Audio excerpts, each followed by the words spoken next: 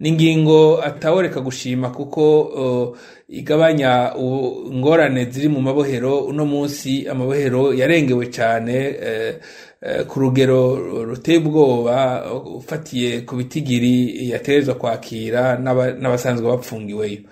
Aha mwibuka yuko abanyororo no munsi barenga 13,500 mu gihe mu gihugu cose amabohero yarafise ububasha bwo kwakira abanyororo batarenga 4,194.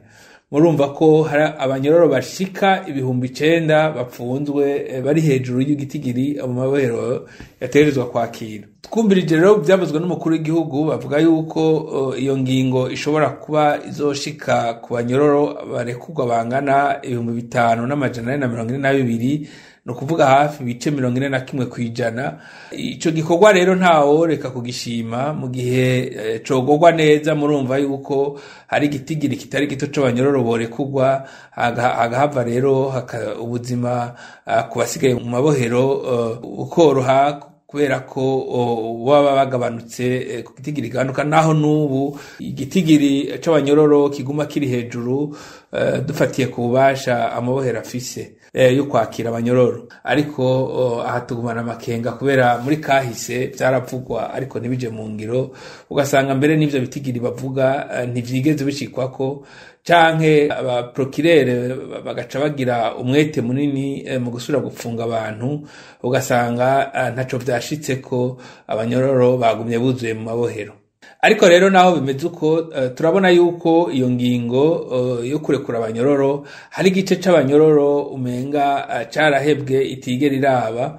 Aha ni nk'abanyororo bakurikiranwa ku vyaha bifitaniye isano na politike, aho bobo niyo baba bahejeje iminyororo canke bejejwe n'ubutungane canke baragiye mbere no mu bagirirwa ikigongwe, bishikaho baguma bapfunzwe, bagapfungwa ku karenganyo, bagapfungwa atamutaho hari.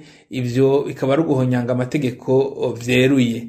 Aha rero twebwe muri Akati Burundi twosaba yuko nkuko mukuru w'igihugu ariko arakora ibyo bikorwa byo kugabanya abanyororo, nuko yorenganura nabo banyororo bari muri ako karenganyo katagira izina. Bobo ntibaba barindiriye yuko haba n'igongwe c'umukuru w'igihugu, mugabo ari ugushira mu ngira amategeko nkuko abivuga, cyane cyane kuri aba bantu baba barahejeje iminyororo canke baba barejwe n'ubutungane, kuko ivyo yokora byose ariko abikora hari abandi bariko bararenganywa, byose bihava bigacika ubusa. Turasaba kandi abajejwe ubutungane mu gihugu ko bobandanya bashiraho cane cane politike idatuma amabohero aguma yuzura, ahubwo bagafata ingingo zotuma ibitigiri vy'abanyororo binjira bigabanuka, kugira ngo n'ivyo baba bakoze ntibihave ngo usange ataco bimaze mu misi mikeyi. Twebwe muri Akati Burundi turemeza yuko ubutungane kuri bose ariyo ntambwe y'iterambere kandi ariyo mushinge w'amahoro